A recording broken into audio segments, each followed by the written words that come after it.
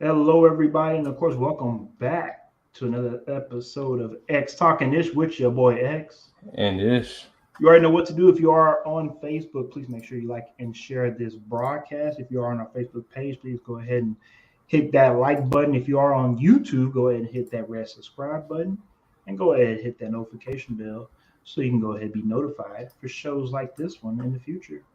ding. Thank you for that, Ish. And if you are on Twitter, please make sure you go ahead and check us out at X Talking Ish on our Twitter page. Check us out on Periscope, or you can go ahead and check us out at my main page at X_Williams81. I went ahead and retweeted it. So if you are on our main page, please go ahead and retweet that. If you're on my main Twitter page, please go ahead and retweet that. Ish, we are here once again. We are back. The season is here. It's here. It starts. It's there. It starts on Thursday. It is Tuesday now. So by the time we will meet up once again, we will see each other Sunday morning, where we'll start off our annual weekly. Our weekly, but annually, as we start the new calendar football season year. Of course, letting y'all know our Sunday morning picks to start off the Sunday slate of games. Honestly, that's probably one of my favorite shows to do on a daily basis. I just love the rush of coming up with these picks, thinking like, okay, maybe these picks might work in that first slate of the games, and then maybe I can also get that back half too. I don't know why you like that. I don't know why you like it. I don't. I like love it. it. I don't like I it. love No, it. I don't like the picks. I don't like having to come on here and pick the things and everything. I just don't like it, man.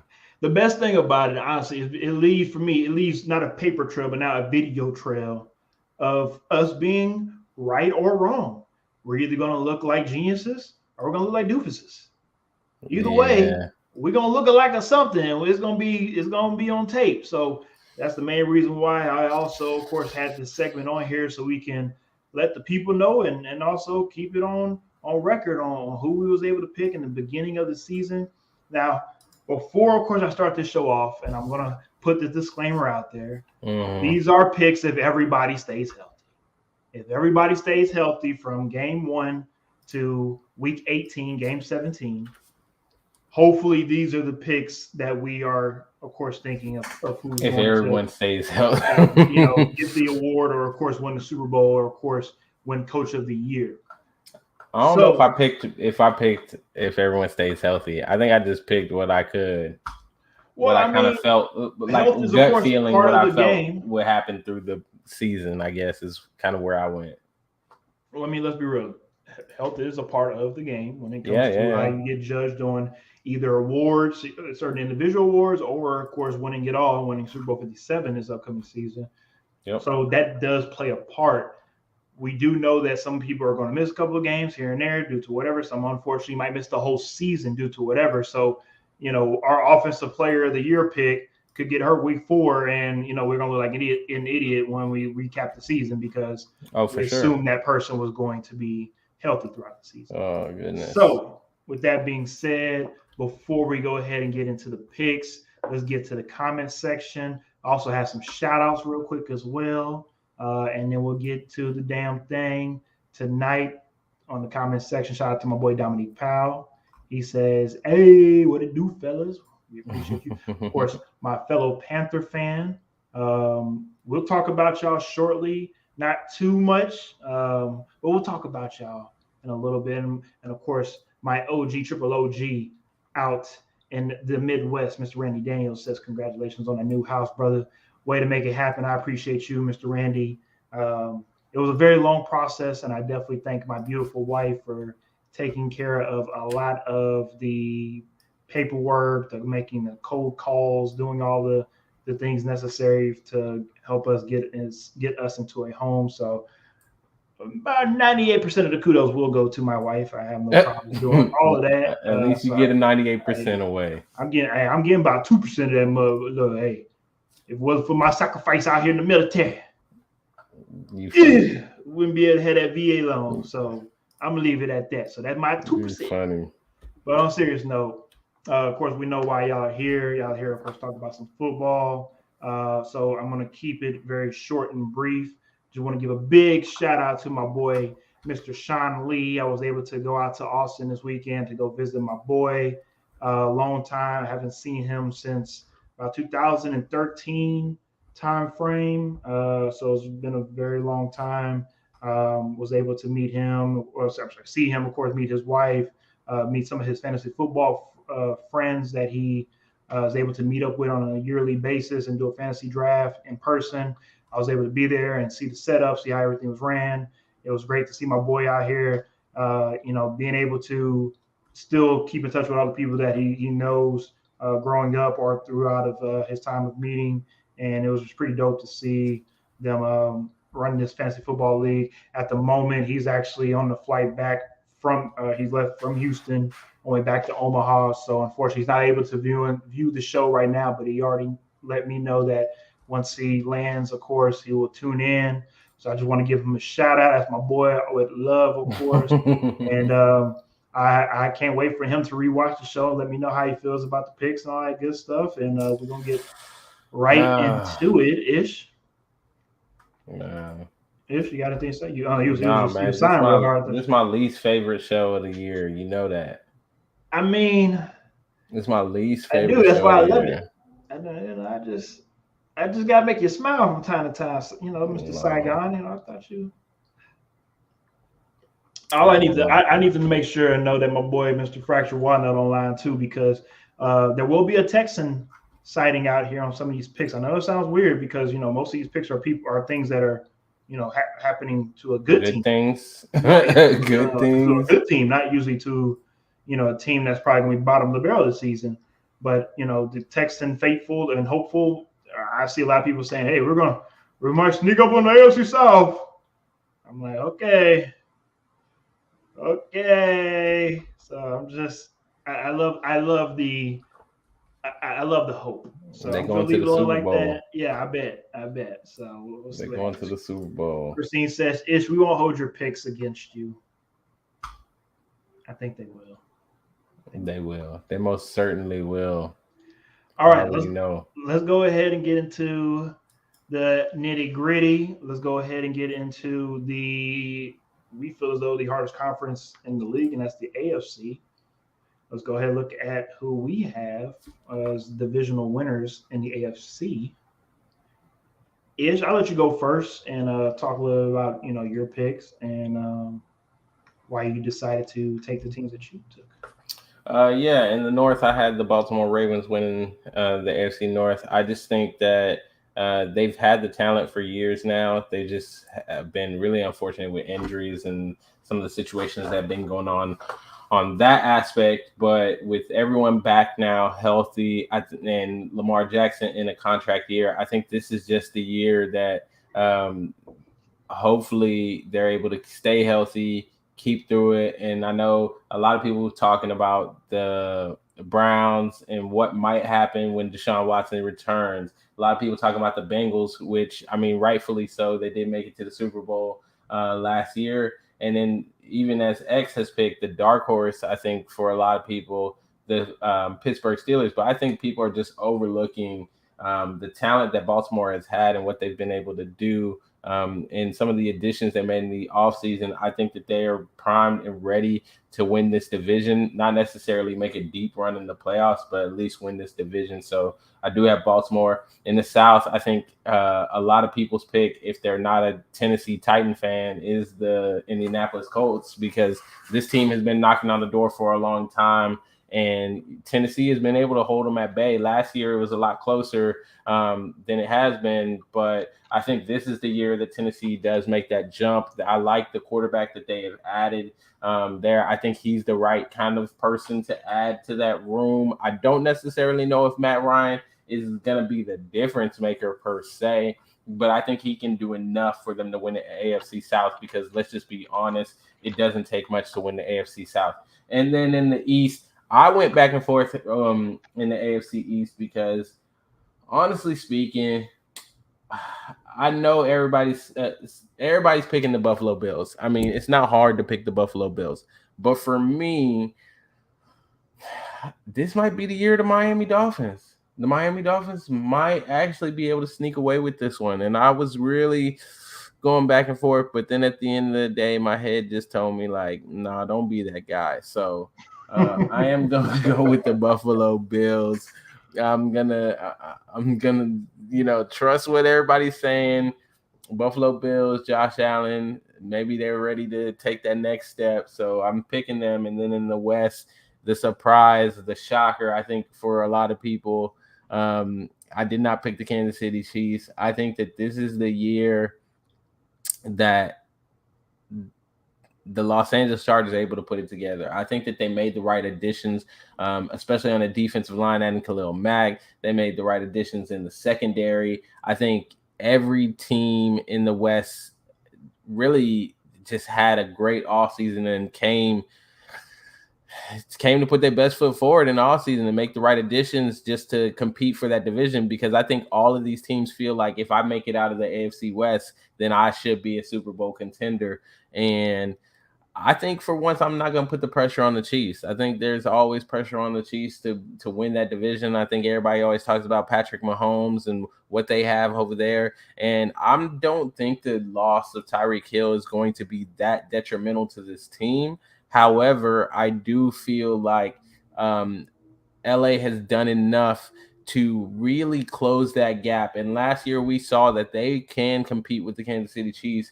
Now, I don't think that they're going to win this division by like a landslide. I don't think it's going to be convincing. I think they probably end up with the same record as the Chiefs and win it on like a tiebreaker or something like that. But I have them squeaking past the Chiefs this year to win that division. Well, Ish, that was beautifully put. Yeah. Also, as well, like you said, I'll just start off with the West because that's where we ended off at.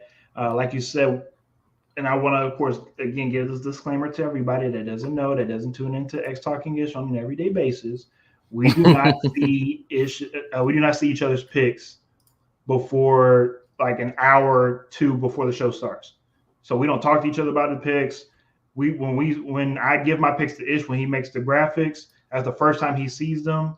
And when he puts the graphic up for me to preview, that's the first time I see his picks. So when I saw that we were both on the same page with the LA Chargers in the West, that was the most surprising pick to me, honestly, out of all the divisional winners. Not because I don't think that Ish doesn't believe in the Chiefs. I just was expecting somebody else besides the Chargers. You thought the Raiders? I mean, I thought you would pick the Raiders or something, to be honest with you. Yeah. I think the Raiders are right there too.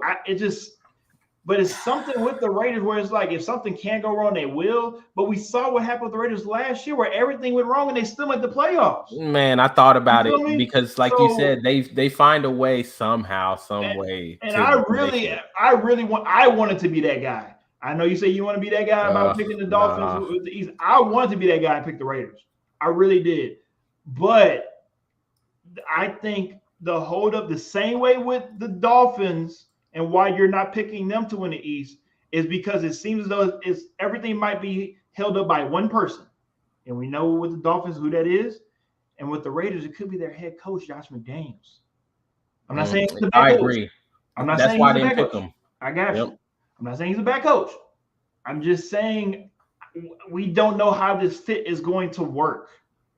You feel what I'm saying? Like, I don't know. I mean, for me, just hearing the name Josh McDaniels still leaves a sour taste in my mouth when it comes to what he did to the Colts. I understand that, look, the Patriots and Colts don't have the best of history due to Deflategate, blase. My point is, though, I've said it on the show plenty of times before. I thought he was going to wait his turn in Foxborough and take over the Patriots helm and stay in New England for another 20 years. Obviously, I was wrong on that. I have no problem saying I was wrong. But for whatever reason, just for this season alone, I think it's not the Raiders' turn and it's not the Broncos. I don't see the Broncos. Some people are high on them. They are. Hey, everybody want to ride. Everybody want to let's ride on that Bronco train. And I understand, but they just had too many weird stuff happen in the offseason, and Russ can't do what he did in Seattle and Denver, just run around in the back of the pocket trying to make play. You can't do that. You have to go out there and go be efficient as a quarterback that I know you can be, Russ. But right now, I just don't feel like you have enough weapons in that division. It's just going to be a slobber knocker. And I just don't think you'll last. Knocker. I'm serious. I just don't think they're going to last when the season's over with. So that's what was my holdback on that part. But I'll go ahead and start this over with the AFC North running down quickly, and then we'll go ahead and, of course, move on to the NFC. But in the AFC North, I have the Steelers.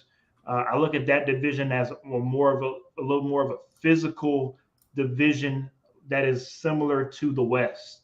I think all 4 teams are going to be competitive, even with Deshaun Watson being out for 11 games. The Browns unfortunately won't make as much noise this season. We'll look at them next season, but every team in that division are not punks. I mean, they are going to test each other within the division, and every game in the division are going to be very good games. The reason why I'm high on the Steelers this year is because, and call me crazy, not just Mitch Trubisky, but at least you have some type of backup that you can say, you know what, if things went to shit, and if it had to be Kenny Pickett go in, there's not too much of a drop off, and I feel like I can still run my same offense through him.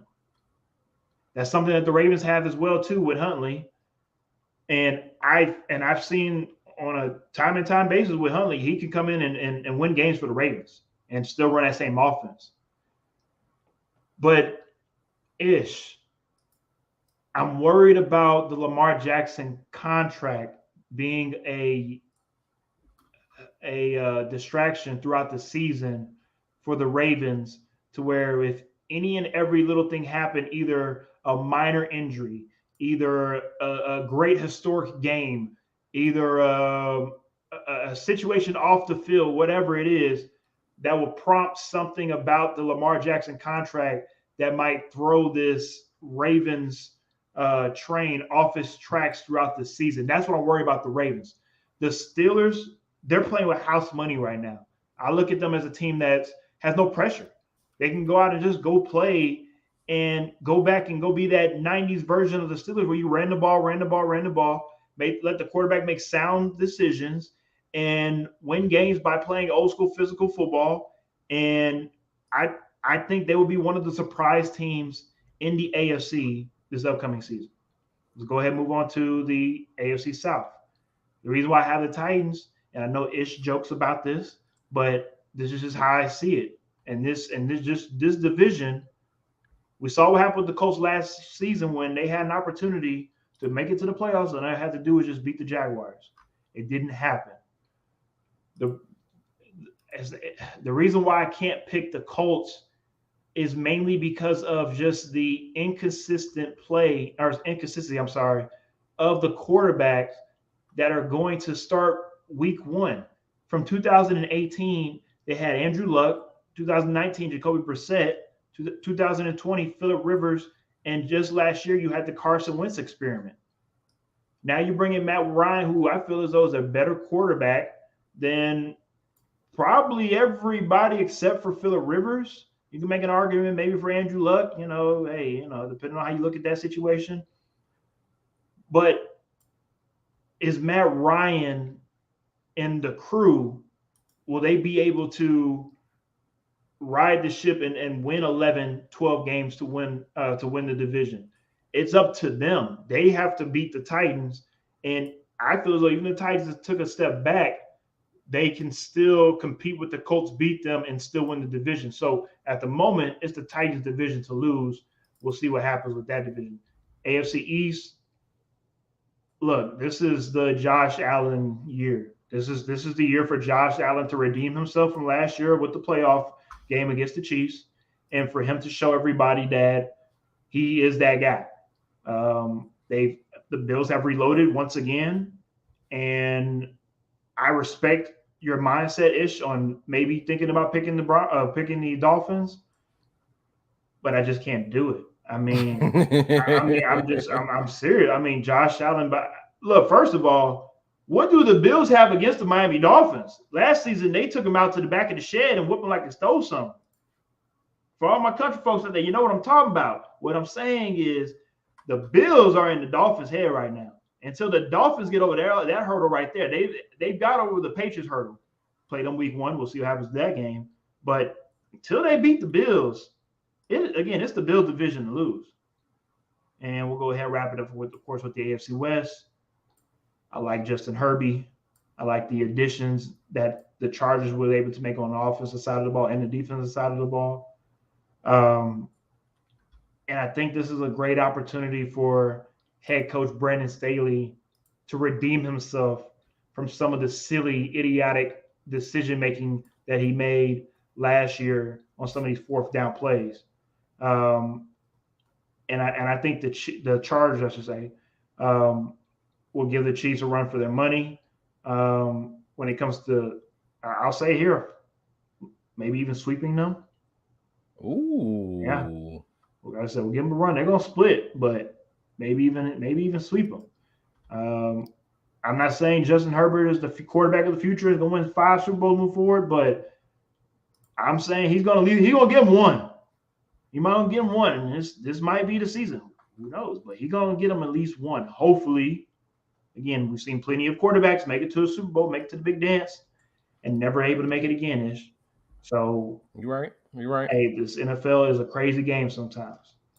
Alrighty then, with that being said, that is the AFC divisional picks. Of course, we'll go ahead and move on to the NFC, which I feel as though is, let's be real, it is what it is. It's wide open, but it's not really, if that makes sense. Ish, I'll let you go first once again. Yeah, in the NFC North, I've got the Green Bay Packers and that bad man Aaron Rodgers. I mean, it's hard to go against the Green Bay Packers in that division. I think X has gone with Kurt and Captain Minnesota. America. And I'm just not sold on him. I've never been sold on him. I never really have rated him that highly. And I just don't know that even with Justin Jefferson and all the pieces that they have, Dalvin Cook, that defense, I just don't know that I can pick them over Aaron Rodgers until Aaron Rodgers in Green Bay shows me that, the loss of Devontae Adams and some of the other pieces they got going on there, that it's not going to work out. Until I see it, I'm sorry, I got to go with them. Kind of similar to what you said with the Colts and the Titans, right? Like until they can beat the Titans, I can't do it. So I respect you on that. I mean, that's just how I feel in there. In the NFC South, I know a lot of people picking Tom Brady and the Tampa Bay Buccaneers. Also happy to see that X did not choose Tom Brady and the Tampa Bay Buccaneers because I think that there's a lot going on in Tampa Bay. A lot of things that people just aren't accounting for. I respect Todd Bowles. I like Todd Bowles. But there's going to be a change there, a change in mindset. I just think that for me, New Orleans has made the right kind of moves. They added the right kind of pieces. They got Michael Thomas coming back. They brought a lot of NOLA boys back. I mean, I think that the swag, just the feeling in that locker room is going to be so different. It's going to be an LSU game every Sunday. Yeah, they got the blind man at quarterback again. So, X was trying to convince me that this guy was going to, lead them to a Super Bowl last year had he not got hurt. Oh, don't worry, I ain't gonna convince you just last year. I went ahead and I respected X's decision, and I put them there as the NFC South champions. And then to follow that in the NFC East, the NFC least. I don't know if we're gonna be able to keep calling them the NFC least after what I think might just happen this year with the Philadelphia Eagles, because Philadelphia has slowly been putting the pieces together. Even last year, a lot of people were, talking about whether or not Jalen Hurts was the guy, what he could do. I think he showed enough last year to warrant some respect on his name. And I think with the pieces that they have added to that team, with the moves that they have been able to make, they definitely came out and said, you know what, we're going to make a statement here. We want all the smoke in the world. Dallas, we know y'all are America's team, but nah, man, I just don't know that it's going to happen this year for Dallas. I think that Philly's going to win that division. And I think I could easily see Philly sweeping the division. Woo! Everyone sweeping them. Woo! That's some disrespectful words right there. And then in the West, I couldn't go against the Super Bowl champions. I'm sorry. I had to go with the Super Bowl champions in the NFC West. I thought about it for a long, hard minute, and I said, nah. No Kyler Murray? Nah, Kyler Murray not going to be able to do it. No Trey Lance?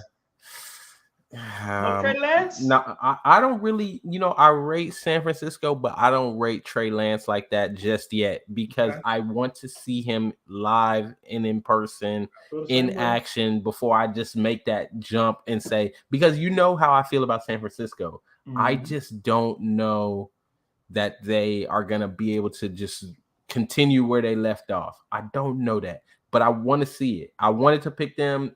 I even thought about picking my man in Arizona. But Cliff, you still got to show me something. So we're going to have to wait and see about that. I'm going to go with the Rams. I respect it. I do. Let me get to ELES Eagles. Yes. Here we go with that again. I think it's my boy Dominique Powell because just reading his comment just makes me smile on the inside because I knew it. I knew he was going to do this tonight. I knew it. He says, "I'm sorry, man. I ain't trying to sound biased, but y'all gonna be surprised what the Panthers do this year. Y'all heard it here first. Panthers win in the South. Dominique, you my guy. I promise you my guy. But you don't even believe that. Okay? We're gonna need you to stop talking foolishness right now. Okay? Go. I think that make it take for the Panthers. I think that they are the dark horse in the NFC South, and I say that for this reason. Okay. They got CMC coming back. They have Baker Mayfield, who is on a mission. He is going to try to prove people wrong. And we all know the last time we saw Baker Mayfield with a point to prove what he was able to do at Oklahoma. He loves that underdog story. He loves that underdog role. I'm interested to see because let's not forget, Carolina at the beginning of last season, they look like a real contender. All right. And then we found out they were pretenders. So did the Cardinals. And so did hey. It happens every year. Same thing. But what I'm saying is they had the team. I mean, you don't perform like that if you don't have the pieces in place. So I think if they're able to put it together, if Baker's able to put the team on his back, CMC is able to stay a little bit healthy, they could make some noise in the NFC South. I don't know that they would win the NFC South, but I could see them getting like a wild card or something coming out of NFC South. But nah, I'm not going to say they're going to win it, but they have something there. I will say this. If Baker didn't come out with them stupid ass shirts before this game, you go. I'm dead ass serious. Man Baker alone. First of all, why are you worried about merchandise dropping? They hurt his feelings, okay? Can you just leave Baker alone? Oh my goodness, this man here. See, that's what pissed me off about Baker. You got a great opportunity to start over again. But what you want to do? You want to go back to Oklahoma and talk about, oh, look at me. We let out the Baker now. It's time to get lit. Let everybody know that y'all gave up on me. I don't want to hear that crap, Baker. Go out there, go play the football, and go win a goddamn ball game. You over here want to sell merchandise and try to get folks all riled up for the game. Baker, I swear to Moses, everybody's listening right now. If Baker goes and stank up the joint on Sunday afternoon and Kakalaki on Tuesday when we do the recap show, I want to let y'all know right now the Panther season is over with. Just go ahead and chalk it up. It's over with because you have people like Ish out here being bamboozled by a con artist named Baker Mayfield. So that's what you get. I hope all of y'all fall for the con and think that Baker's just back and Baker's this and blah, blah, blah. Okay, whatever. Anyways, let me get to the comment section. Dominique Powell says, we always give it to Jameis. We gave it to him when he was with the Bucks. It's going to be the same with the Aints, a.k.a. the Saints. He also says, we're not going no less than 10-7. Wow. Okay. That's bold. That is bold. It's very bold. That's bold. He also says, hey, I do agree with y'all's East and West picks. Mm-hmm. Chad Bogues also says, yeah, okay, CMC going to be done before the second game for sure. Yeah, I can see that too. Yeah, unfortunately. Yeah, I can see it too. And of course, my boy says touchdown safely, didn't miss too much. Lego. We appreciate the check-in, Lee, and shout out to y'all, of course, making it safely back over there in good old Omaha, Nebraska. All right, we'll go ahead and go over my picks. NFC North. Now, look, and I'll be a hypocrite. I'll be the first one to say, what did I just say about the AFC South and the AFC? Yeah, please. You guys, go ahead. I have no problem saying that. Go ahead. But I will say this, though. Here we go. First of all, what we're gonna stop doing, we're gonna stop disrespecting Kirk Cousins. Okay, that's what we're not gonna do. Kirk Cousins, since joining the Vikings, have thrown for no less than 3,600 yards, no less than 26 touchdowns, has had a passer rating no less than 99.7, has had the completion rate of over 66% in every season with the Vikings. I will say this, with a lot of the flack that Captain America gets, which, let's be real, he deserves a lot of it. Let's be real. For the most part, if you look at the contract he signed right now, it doesn't even look like he's really making that much compared to the other quarterbacks that signed even bigger contracts, and he's actually playing up to his contract. He's playing very well. Again, last season threw 4,200 yards, 33 touchdowns, 7 interceptions, 103 passer rating. If that was anybody else, they were an MVP.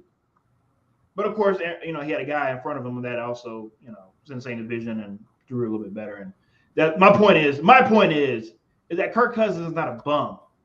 And I will say this as well, with the addition of Mr. Kevin O'Connell joining the Vikings, of course, offensive coordinator with the Rams, I think that right there is the final piece that will help the offensive side of the ball be even more explosive and won't rely on the defense of the Vikings to make plays that the offense couldn't make. So that's what I'm very excited to look forward to this upcoming season with the Vikings, is seeing how the whole dynamic of the offense and the offense being able to, I feel like, have a lot more continuity amongst each other, especially in this new offensive setting.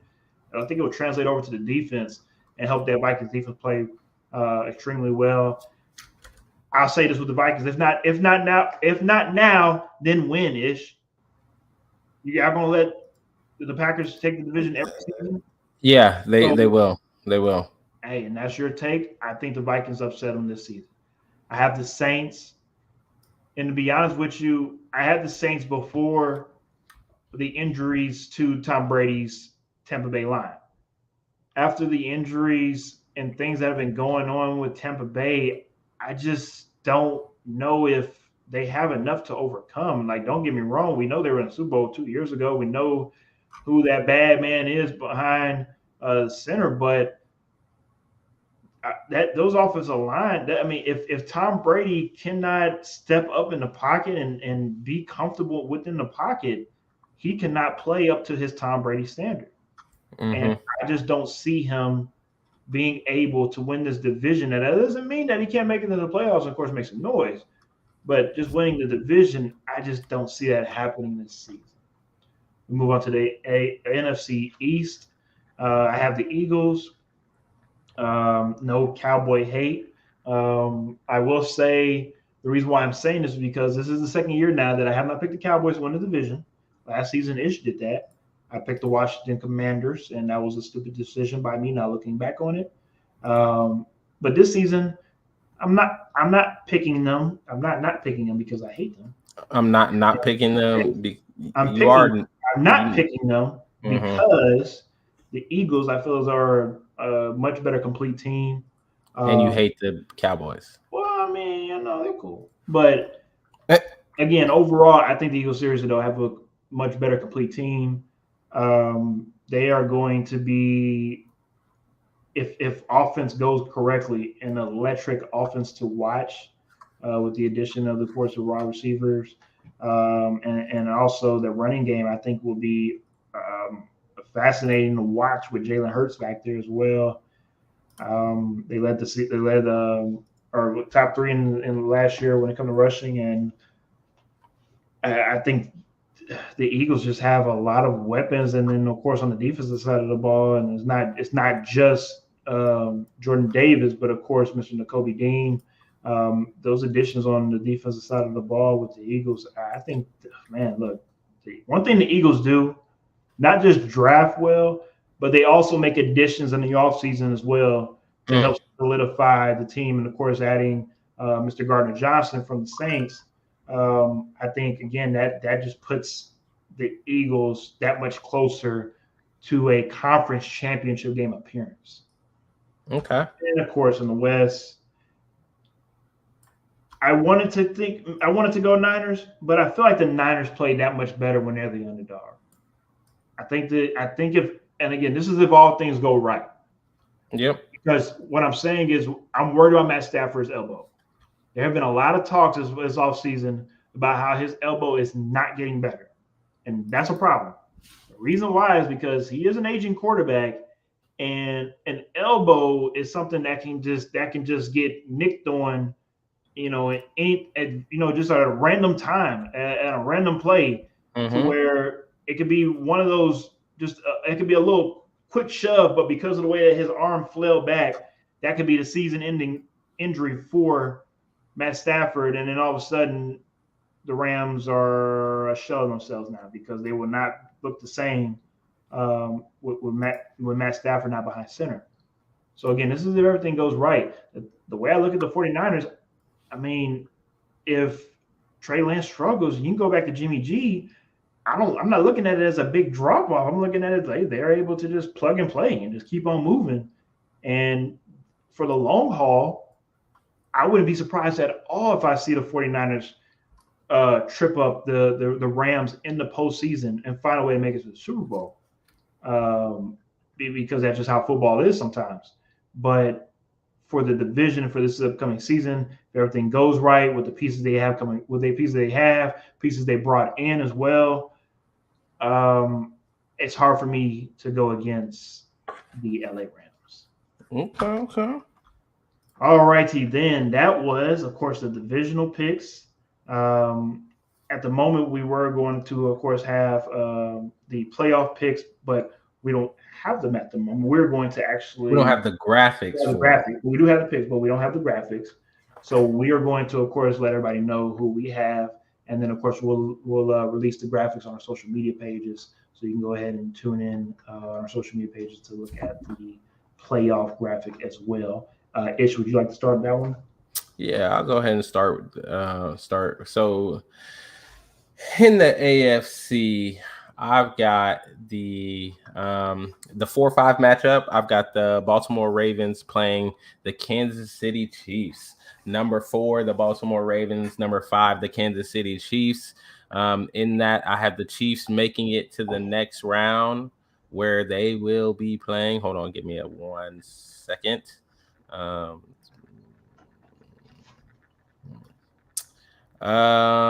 Where they will be playing against the Chargers, because in the 2-7 matchup, I have the Los Angeles Chargers beating the Denver Broncos, number 7. That's right. I have 3 teams from the AFC West making it to the playoffs this year. You got the Broncos in the second seed? The Broncos in the 7th seed. Oh, 7th. Oh, they said second. I was like, oh my. Okay. The Chargers are in the 2nd seed, sir. Okay. The Broncos are in the 7th seed, and the Broncos get beat by the Chargers again. And the Chargers will host the Kansas City Chiefs in the second round of the playoffs. And the Buffalo Bills, who are my number 1 seed, end up hosting in the second round the number 6 seed, the Cincinnati Bengals, who I have beating the number 3 seed, the Indianapolis Colts. So they do it. They do it once again. The Cardiac Cats do it again. Yeah, once again, they do it again. So in the second round, I have the number 1 Buffalo Bills beating the number 6 seed Cincinnati Bengals to move on to the conference championship game. And they will be playing the number 5 Kansas City Chiefs, who beat the number 2 seed in the Los Angeles Chargers. So the Chargers win the division, but the Chiefs get them when it matters the most. And it happens like that sometimes. In the conference championship game, which is the matchup we all want to see. We want to run it back. We all been waiting for.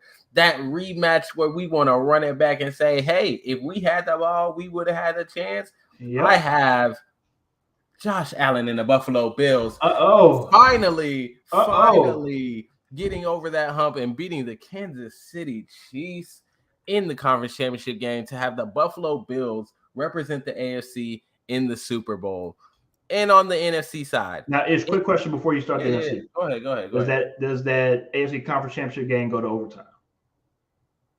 No, I don't think it goes to overtime this year. Okay. I don't think it goes to overtime this year. Carry on, sir. They beat them in regulation. On the NFC side, the number 1 seed I have the LA Rams. The LA Rams are the number 1 seed coming out of the NFC. The number 2 seed I have hold on. As you can hear, guys, Ish messed up his chart. He's going to regroup. Give him a second. The number 1 seed, I still have the LA Rams. The number 2 seed, I have the Green Bay Packers. The Green Bay Packers are the number 2 seed, and I have them playing the number 7 seed, the Tampa Bay Buccaneers. So that is going to be a lovely matchup there in the first round of the playoffs. We get Tom Brady versus Aaron Rodgers in the first round. I mean, who would have thought? Who would have thunk? Who would have thunk it? In the number 3 seed, I have the Philadelphia Eagles. The Philadelphia Eagles in the number 3 seed, and in the number 6 seed, I have the Philadelphia Eagles facing none other than the Arizona Cardinals. The Arizona Cardinals and the Philadelphia Eagles. Actually, hold on. Scratch that. Sorry. I had to make an adjustment. They are playing the 49ers, right? Division wrong team. Right division wrong team. People, you are seeing this here live. Right division wrong team. I have the Philadelphia Eagles playing the San Francisco 49ers in the 3-6 matchup. And in the 4-5 matchup, I have none other than the New Orleans Saints. And the New Orleans Saints are going to face the Minnesota Vikings. Once again, the Minnesota Miracle, huh? So I gave Minnesota the love. I'm going to put them in they got the 5 seed and they play the New Orleans Saints.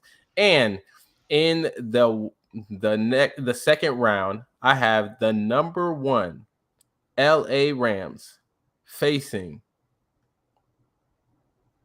Are you ready for this? We're ready. The number 6 San Francisco 49ers. So the number 1 LA Rams will face the number 6 San Francisco 49ers. And will they get clipped? Will they get clipped in the playoffs? Will they get clipped in the playoffs? As in, will the 49ers be the reason why the Rams not make it? I'm excited, Ish. I want to know. Hold on. Bro, just relax, okay? I can't. Suspense is killing me. You're killing me right now, Smalls. You're killing me. The number in the second round, the number 2 seed, Green Bay Packers. Aaron Rodgers and his team do manage to get past Tom Brady and the Tampa Bay Buccaneers, and they face the number 3 seed, the Philadelphia Eagles.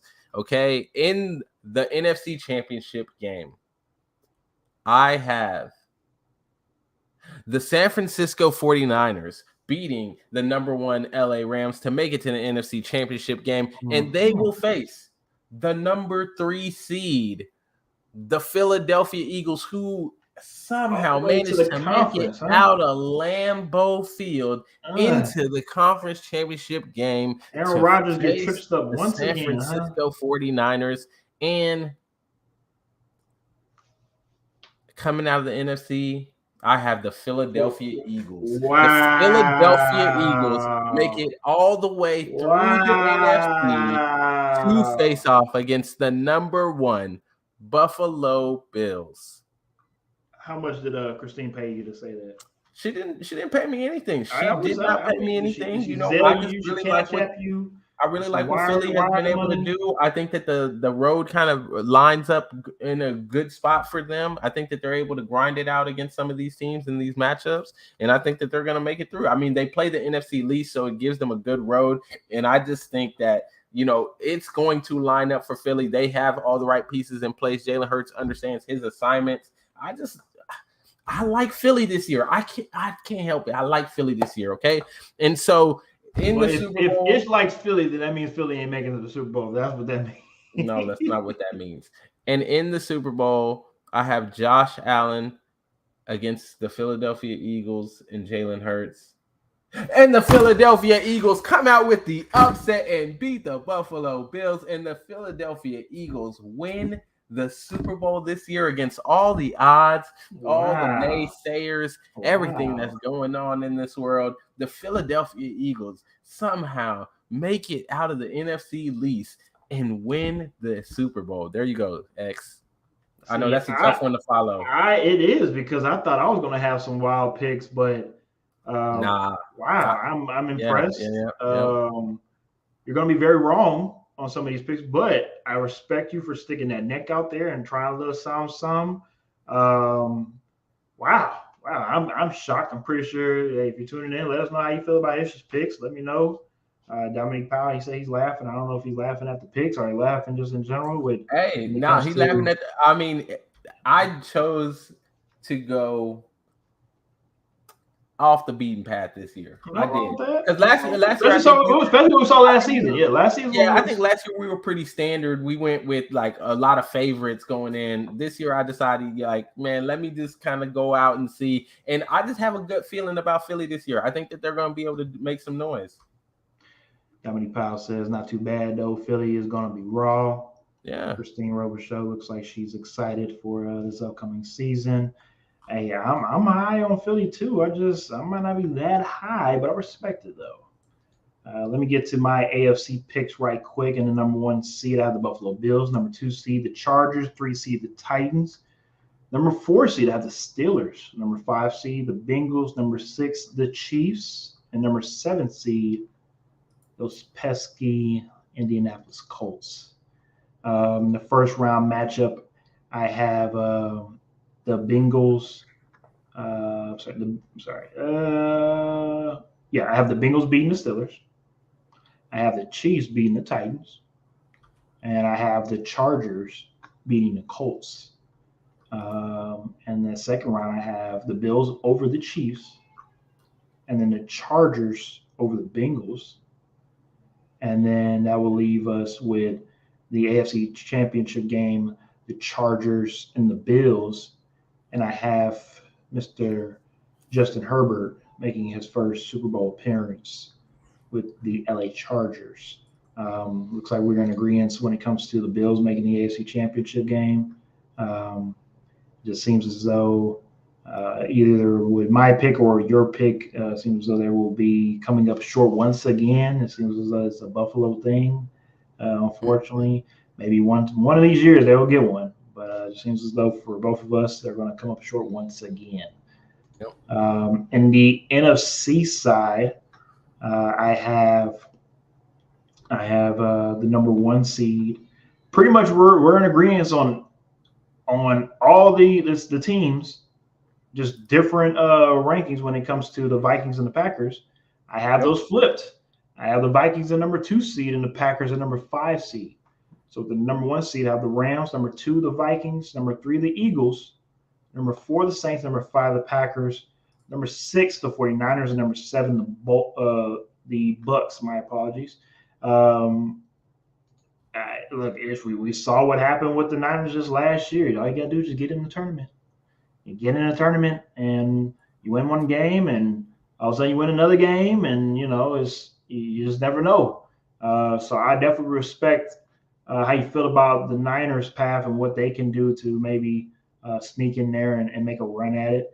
Who I have is the Saints beating the Packers in the first round. Again, it just seems as though Aaron Rodgers is going to come up short with losing Devontae Adams. I think that would be a bigger loss than Patrick Mahomes losing Tyreek Hill. Let's just be real. Devontae Adams is not just a great wide receiver. He was a safety blanket. Yep. He was a safety blanket, and he was a dependable guy, and Aaron Rodgers could trust him. Right now, it seems as though Aaron Rodgers can't trust these young receivers just yet. And that's something, I'm just saying, that's something that's going to have to be worked on And it's not going to happen just within a month or two. I think by the time they finally find their groove, it will be probably around week 14, week 15, and they'll be grooving at the right time. But for some reason, again, whatever happens with Aaron Rodgers, what can go wrong will go wrong. So we'll see what happens with that. Also, the Vikings beating the Bucks in the first round. That takes us to the Rams will beat the Saints in that second round matchup. And I have the Vikings beating the Eagles. So as we can see, we have a little differences on the Philadelphia Eagles end point in the playoffs. Okay. Again, I have some high hopes. I have some high hopes on Kirk Cousins. And again, if it's not this year, then when? So we get to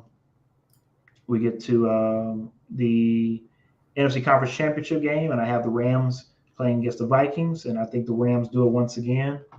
And again, this is with everybody being healthy. If Matt Stafford elbow is fine, I see the Rams beating the Vikings. If Kirk Cousins is on a tear, maybe they can pull that upset off and go to the Super Bowl. But right now, my Super Bowl matchup, I have the Chargers and the Rams. Wow. All LA Super All Bowl. LA Super Bowl. Yep. I have an all LA Super Bowl, which will be located in Glendale, Arizona, which will, of course, be ironic because, of course, that is where divisional team, the LA Rams team plays in. So just imagine you can win a Super Bowl in your own home stadium, and then you can also win a Super Bowl in one of your divisional rival stadium and be able to hang that on top of them as well for their time being. So very hard thing to do in the NFL. To be honest with you, now just talking about it, I'm second guessing myself because winning back-to-back Super Bowls in NFL is very hard to do. We haven't seen it in 20 years since Tom Brady and the Patriots. Yeah, I don't know about that one. I don't know about the back-to-back. I don't either. But if it happens, Matt Stafford going in the Hall of Fame. Sean McVay is already writing up his coaching resume to maybe start taking steps towards the Hall of Fame.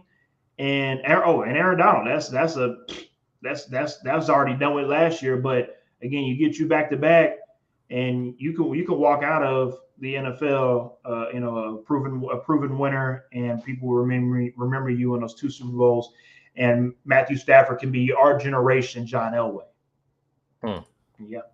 All right, let me get to the comment section right quick from Dominique Powell. He says, no wild card picks yet. You weren't paying attention. We were doing the wild card picks. Dominique, you gotta keep up. Don't worry, baby. I got graphics coming up. We got graphics again. The graphics coming on the social medias. Check out the social medias for the graphics. We got you. Dominique Powell says, Facts X. I really want to see how AR looks without Devontae Adams. Trust me, hey, I do. I want to see how, of course, Patty Mahomes looks without Tyreek. I think he'll be fine, but there will be some adjustments that will have to be made throughout the season with the Chiefs' offense.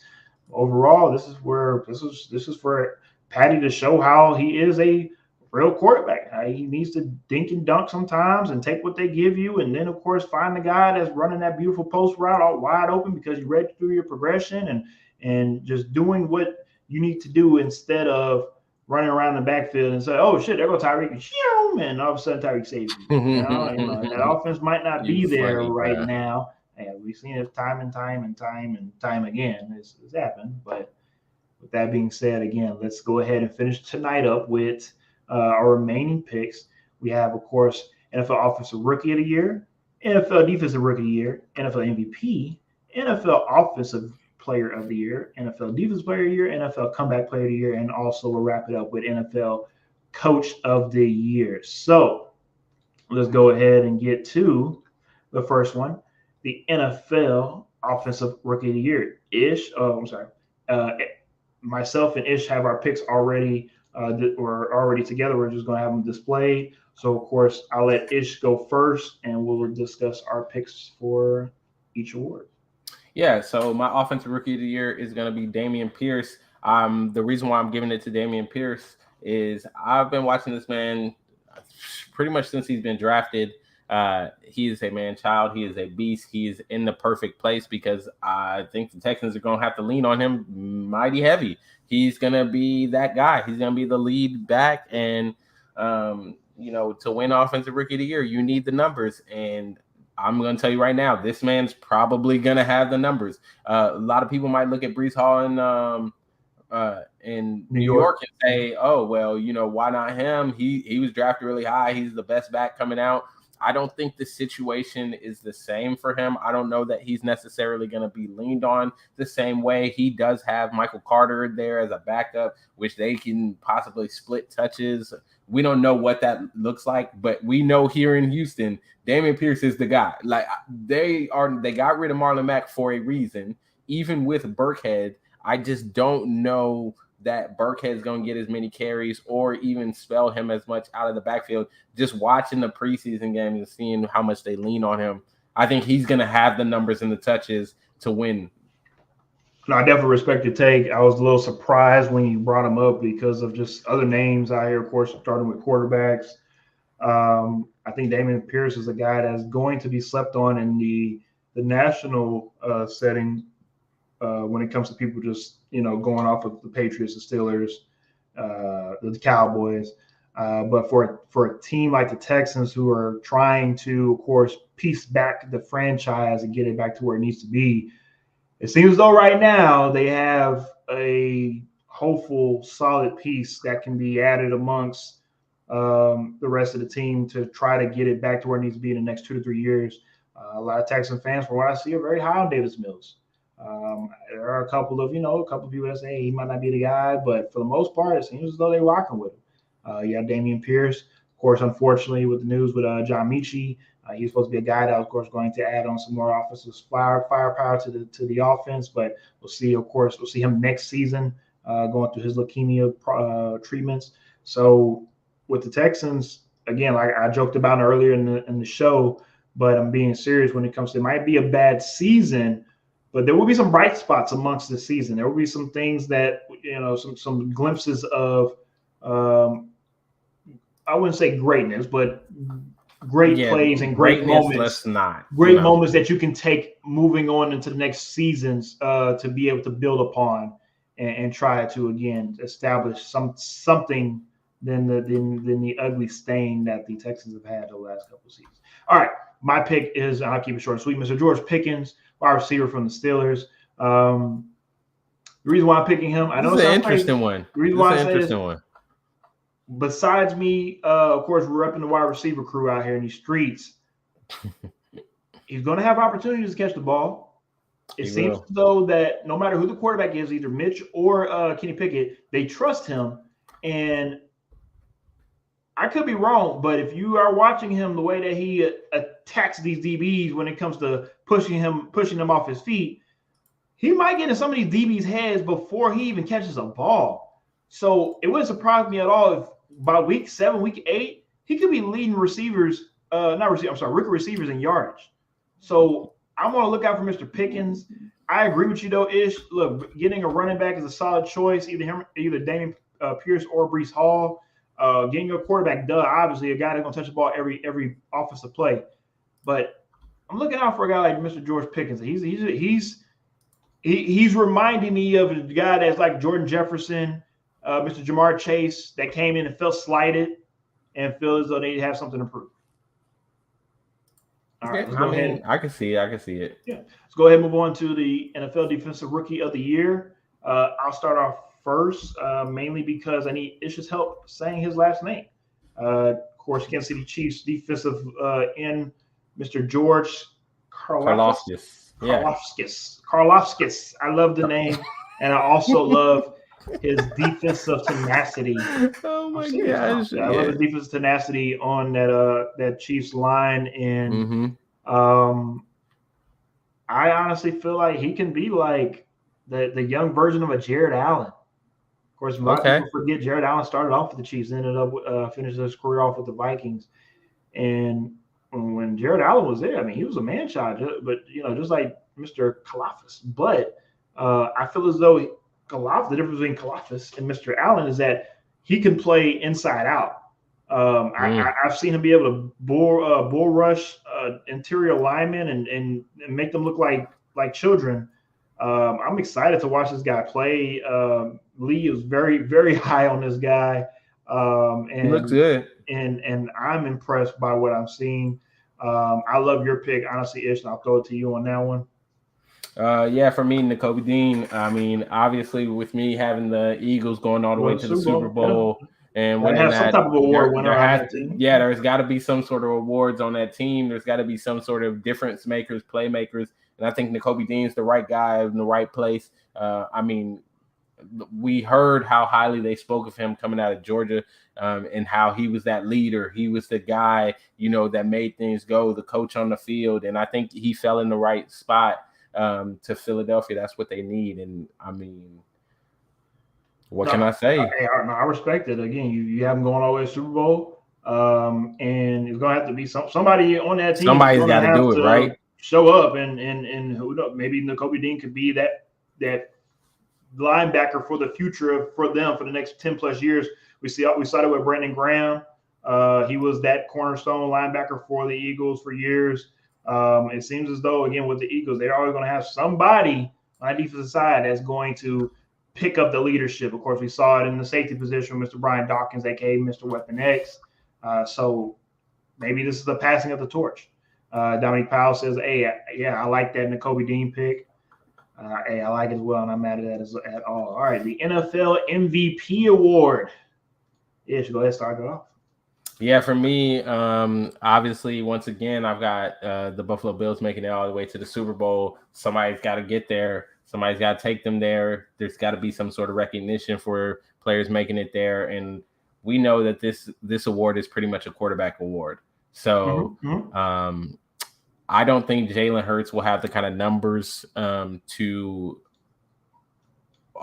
have this award, basically, even though the Eagles, I have them winning. I think that Josh Allen is just going to do too much throughout the season, and he's playing in the AFC East. I just think he's going to get to take advantage of the Jets. Like you said, I mean, for some reason, I don't know what it is with the Dolphins. They beat the hell out of the Dolphins all the time.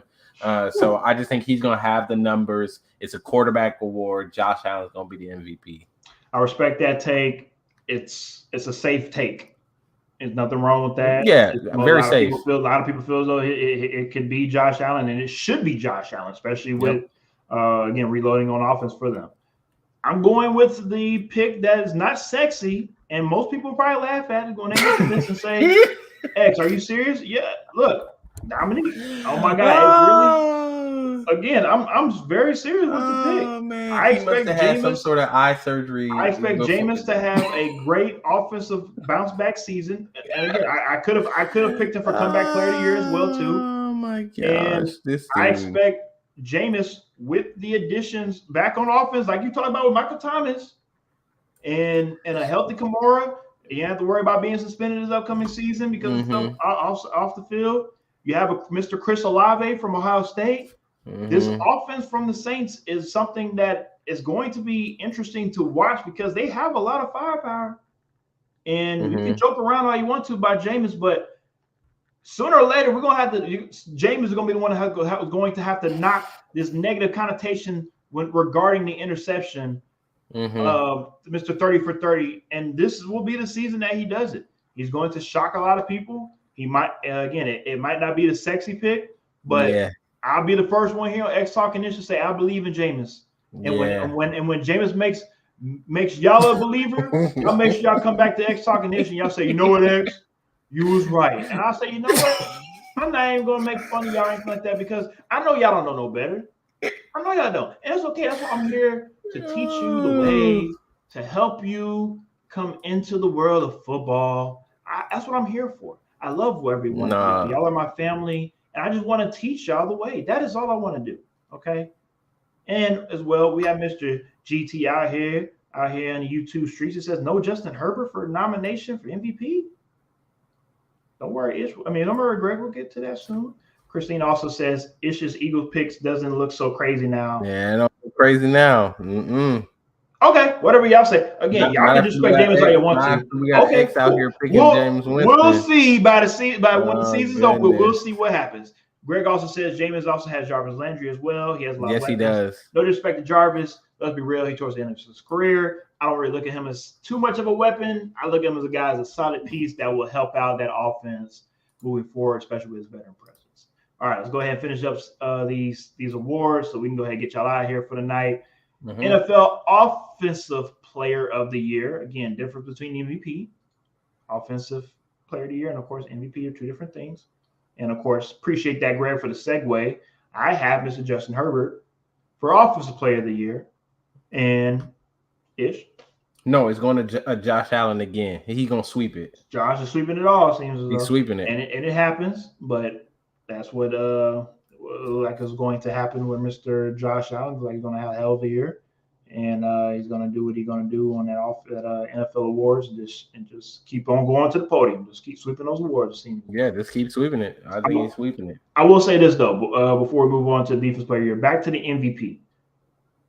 We talked about how it is a quarterback award. Again, I know it's a joke of the people who laugh about Jameis, but it's a quarterback award for the most part. Do you know, or anybody that's tuning in know, when the last time the award was given to a position player that wasn't a quarterback? And do you know who it was? No, who was it? Tell us, X. Last time it happened was 2012, and the player was Adrian Peterson.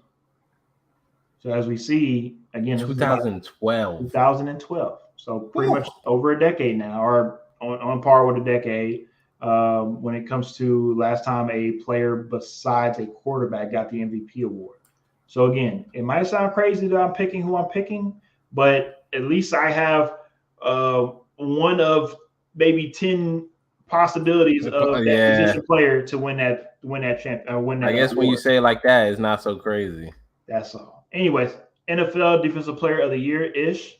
I got TJ Watt. I think that he's gonna be asked to do a lot in Pittsburgh. Like you said, you got them making the playoffs, and I think if they're gonna make the playoffs, he's gonna have to have that kind of year. So, yeah, thanks for doing that because it justified my pick for me. I think he's different, man. He's different, and they find a way in Pittsburgh to get him in the spots to make those sacks. So. Yeah, when I saw your pick, I loved it. I really was going to go with TJ. I could have easily gone with Mr. Aaron Donald. It's just hard to do that to be a defensive player of the year, year in and year out. And Aaron Donald, again, I'm not saying he's slowing down. I just think the goal for him is bigger. I think it's not that he was never worried about individual awards. It's just if he can get another ring, I think in his mindset is like, if I can get another ring, it will help me put myself on the Mount Rushmore of defensive players. And that's the only reason why I passed on him. And I talked about this on my Facebook page about a couple weeks ago regarding that the defensive player of the year could come out of the state of California when it comes to the 49ers, the Chargers, the Rams, my apologies. My apologies. I keep forgetting the Raiders are in Vegas. I was going to say even the Raiders with a guy like Max Crosby, but I keep forgetting they're in Vegas now. Mm-hmm. So I picked a guy like Mr. Joey Bosa. Last season had 10.5 sacks. I think he's primed to have even more this upcoming season.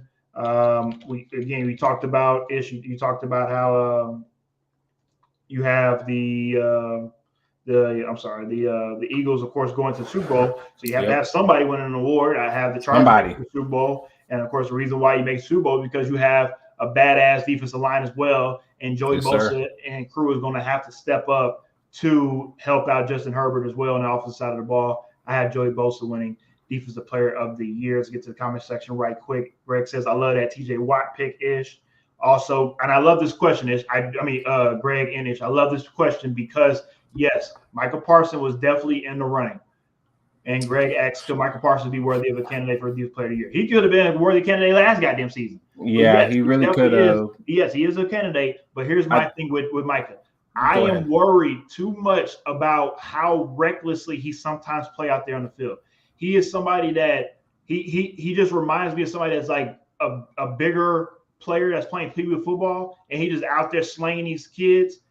And at the wrong time, he's just gonna go out there and slang himself and end up whipping himself into a body part or doing something freakishly and hurting himself. And that's what I'm worried about Michael Parsons. I'm worried about him doing too much that's going to either hurt himself or just do something that's detrimental to his growth as a defensive player.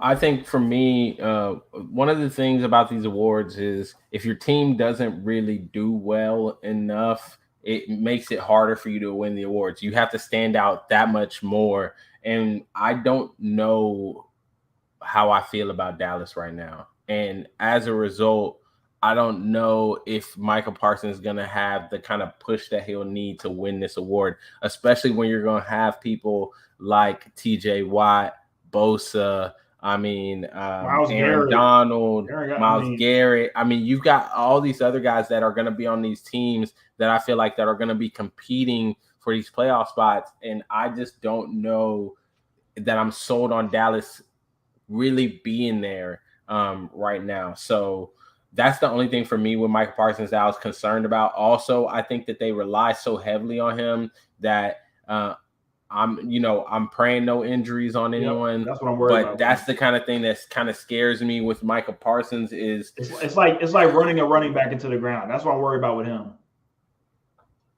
Because he's an amazing athlete. I mean, he's got to make all the tackles, right? He's the one flying around. When you watch him, he's the guy on the defense flying from sideline to sideline. I mean, that takes a toll, especially all season long. So I don't know. Yes, sir. All right, NFL Comeback Player of the Year. I'll go first.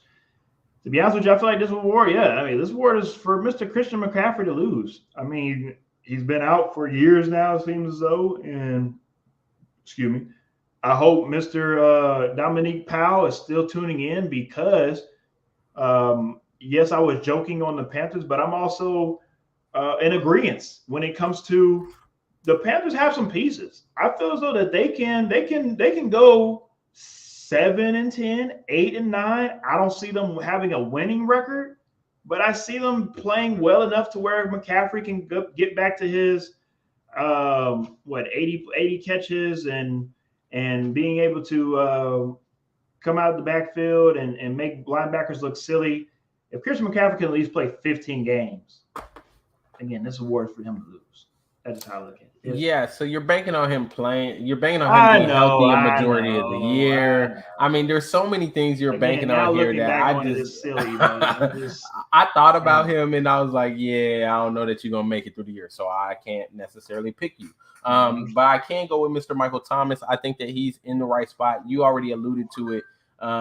He's got Jameis Winston back, which Jameis Winston at the beginning of the season, as much as I joke and I laugh about Jameis Winston, he was actually playing well. Not to mention Michael Thomas isn't going to have to be the guy. They do have Jarvis Landry there. And I mean, Jarvis Landry has Michael Thomas. So Jarvis Landry can kind of operate in a role where he's not, asked to do too much. Stop forgetting about Chris Olave. I was about to mention Chris Olave. I was going to say that's the biggest X factor that helps Michael Thomas out. And I think that's what's going to help Michael Thomas stay healthy. And because of that, that's why he will win this award. Because unlike Christian McCaffrey, who I expect them to run him in the ground, I think Michael Thomas will be able to make it the whole season or play a majority of the season and win this award.